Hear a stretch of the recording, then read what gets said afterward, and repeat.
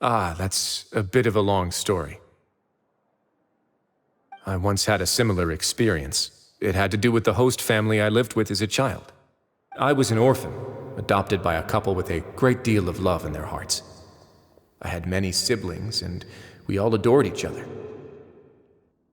Once we were older, Mom and Dad would turn us over to be individually adopted by families of greater means, and go on to adopt more young children.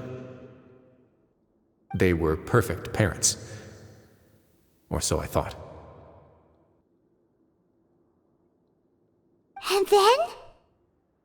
And then, I found out we were merely raised as livestock. Once we had reached a certain age, our parents would bring us to the market for sale. All children that were sold would leave the house, and nobody would know what became of them. As for those who didn't sell, they were merely disposed of. Did you know I once considered myself an extremely lucky child? And all of my friends, all of my siblings, they all felt this way as well. I was also not the first to find out about the truth. All those who found out before me were simply added to the disposal pile. I could never shake the feeling of irony every time I juxtaposed their tragic ends against our parents' adoring smiles.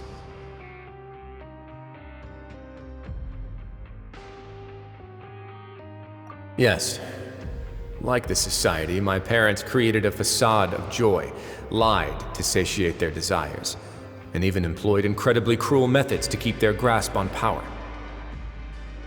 They did all of that, but never considered how their actions would utterly ruin all the children they took under their wing.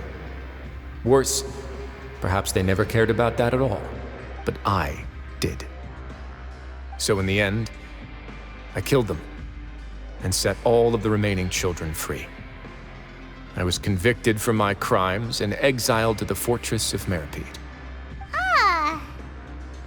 My methods were extreme, yes, but I was still a teenager at the time. I'd been betrayed by those I trusted most, and I didn't think that more moderate ways would solve the problem. My doubt and helpless anger pushed me forward until I got what I deserved.